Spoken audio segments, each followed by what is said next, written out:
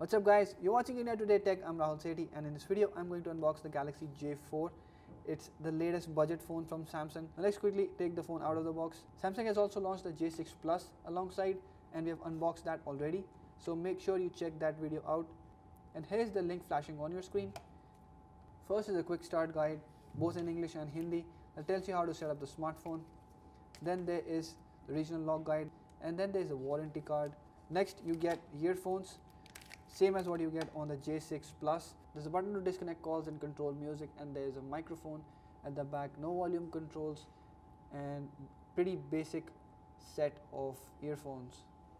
Next you get a Type-C USB cable, travel adapter, and a SIM ejector tool. The travel adapter again has a 5V 1A output, which makes it a 5W charger, not a fast charger in any way. So the Galaxy J4 Plus has a 6-inch IPS LCD display with 720p or HD plus resolution. It runs the Snapdragon 425 inside. There's a single 30-megapixel camera at the rear with an f1.9 aperture and a single LED flash. At the front there is a 5-megapixel sensor. The phone runs Android 8.1 Oreo with Samsung UI on top, has a 3300 mAh battery, and has dual SIM support with 4G VoLTE. So let's quickly take a look at the phone. It has a glass-like back, though it's plastic, as I said in the J6 Plus video as well. The frame is also all plastic, but it is given a shiny texture so as to make it look like it is metal, but it's actually not, though it's pretty sturdy again and gives you very great build quality like other Samsung smartphones. I'll tell you the basic differences it has with the J6 Plus. You get the lock button on the right side, and unlike the J6 Plus that has the fingerprint scanner placed on the lock button, the J4 Plus comes only with the lock button. There is no fingerprint scanner at all, in fact, on the phone. There's no fingerprint scanner on the back, neither on the front. On the J6 Plus, it's placed on lock button, and it's quite a fast one, as we showed in our video. Not only it does not come with a fingerprint scanner, but it has a single camera at the back compared to a dual camera on the J6 Plus. Otherwise, both phones are very similar. They have 720p screens. They also have the same chipset inside, that is a Snapdragon 425.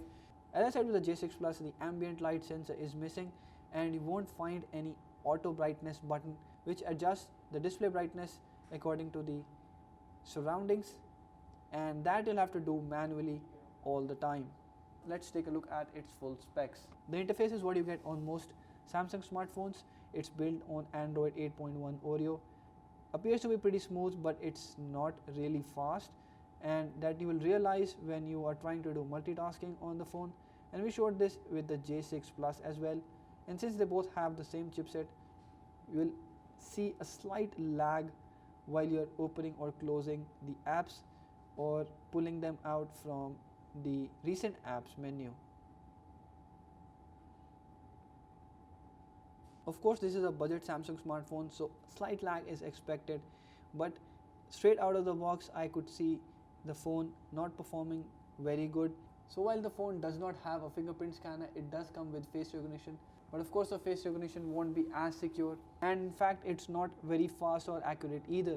Even in the initial usage, I see the face recognition is not really working consistently as I would want to, and I would end up using the pattern lock to unlock the smartphone. The front camera on the J4 Plus is a tad lower in resolution compared to the J6 Plus, a step below what we saw on the Galaxy J6 Plus, and nothing great compared to other phones in this price segment. The details are nothing to talk about. The photo doesn't really come out to be great, and here are some of the shots I took from the rear camera as well, which shows that the phone doesn't really have great set of cameras. So the rear camera is able to manage slightly better details, and the color production is also better, and you don't really have much to lose in comparison to the J6 Plus. So this is the Galaxy J4 Plus, guys.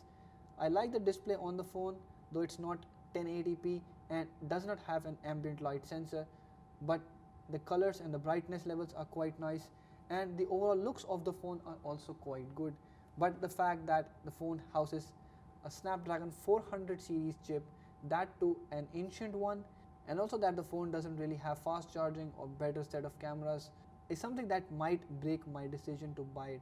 Let us know what you think about this phone in the comment section below, and if you've liked this video, hit the thumbs up button and share it with your friends. Subscribe to our channel to get latest videos on smartphones, technology and other gadgets like this. Thank you for watching.